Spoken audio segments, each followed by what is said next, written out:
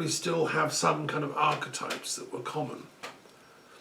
If they were living creatures a bit like us, they'd have the archetype to do with generation and solidity, the engineer, the guy that makes stuff, the feeling types, the counselors, and then the intellectuals who kind of put it all together. So these archetypes would be, I think, universal throughout the whole universe.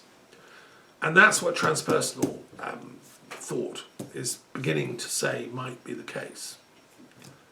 So that's interesting. And then my final point on this one. Some transpersonal thinkers, I mean, it's not my speciality, but I know people that do this, claim to be in touch with advanced civilizations from other parts of the universe. There's a thing called channeling, right, that they do, like my friend Carl Shapley did. And they, they claim, and there are people that write books about this, that they can contact highly intelligent beings on other galaxies and other planet forms who are trying to help this Earth. So they channel down messages to help mankind solve our problems. They're very beautiful, some of these messages. I mean, you can watch people on YouTube saying this, and I suspend judgment. The point of the periodic table isn't to give a value judgment. It's not to say these guys are good, these guys are crazy. It's to say this is what humanity is saying. And there's tens of thousands of these kind of new age channelers who are talking about intelligences in other parts of the universe. And even Jung wrote something about UFOs as showing it's a new thing, I suspend judgment. All I would say is that if anybody's watching that's into all that stuff and in touch with them, I want to chair the first ever intergalactic philosophy seminar. I'd love to sit around this table with visiting people from other galaxies who have their own version of the periodic table of world's religious and philosophical traditions in their culture. I'd like to sit down sensibly and compare and contrast. They can learn from our planet and its struggles and its turmoils and its amazing heroic stuff, and our stories, the Christ, the Buddha, the Muhammad, and we can learn from them. I'd love to learn, who's their Plato, who's their Jesus. And then we don't have to fight. We don't have to do pan-galactic warrior fighting. Because there are people saying that this Earth has now become a warrior zone as different galactic civilizations are fighting to control the planet. I've met people who have this all mapped out, which is kind of what Zoroaster was warning about. There's good forces in the universe and there's dark forces. And he said it's all coming to a crunch on planet Earth. And some of these UFO type channelers say the same stuff. But what I'm saying is, calm down everybody. I don't care what galaxy you're from. Let's transmute this into a philosophical debate instead of war games. Let's grow up, and let's be true servants of the Lord of Wisdom, Ahura Mazda, or whatever you want to call it, Allah, Tengri, and have a nice civilized chat about, what is cosmic wisdom. So and some transpersonal thinkers are doing that. I'm the guy that's done transpersonal history. I know there's another guy who does stuff. He calls himself the pan-galactic historian, which is, I love it. Bring it on. Right, okay, well there we are.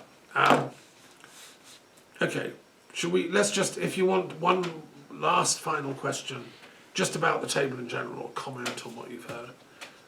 Was it useful? Sure was. Okay, a whole other kind of question, right? Or just a final comment, or before we finish. Yeah. I can try. You don't have a question by any chance?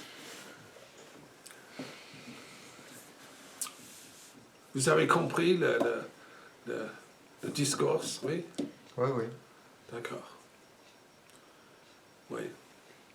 I'm fascinated by, one last thing I'd like to say. Yeah.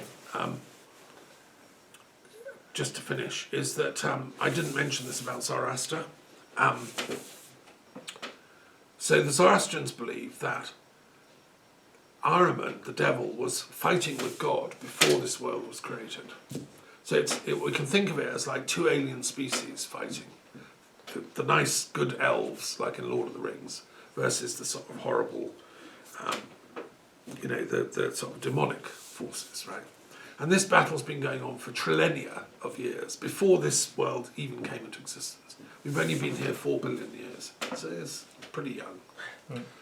Okay, so, and it was like touch and go, right? So, God created this earth, Ahura Mazda created this earth, and he created us human beings to be the final battle zone. And he said to Ahriman, he said, I've created this human, man and woman, to be this is the decider. If you can corrupt them and turn them to evil, you win, I give up. You can be top god. But I don't think you'll win, because I think I've given into them this heart, this conscience, this mind. I think they know that what is good and what is right and true. Okay, so that's the backstory for the Zoroastrians. Mm-hmm. And then the whole of history has been unfolding ever since. And Zoroaster had to be sent from God and all the other prophets like Jesus, Muhammad, Moses, Abraham, to waken us up to the original blueprint we're supposed to be doing, which is goodness. And that, to me, that's the religious thing.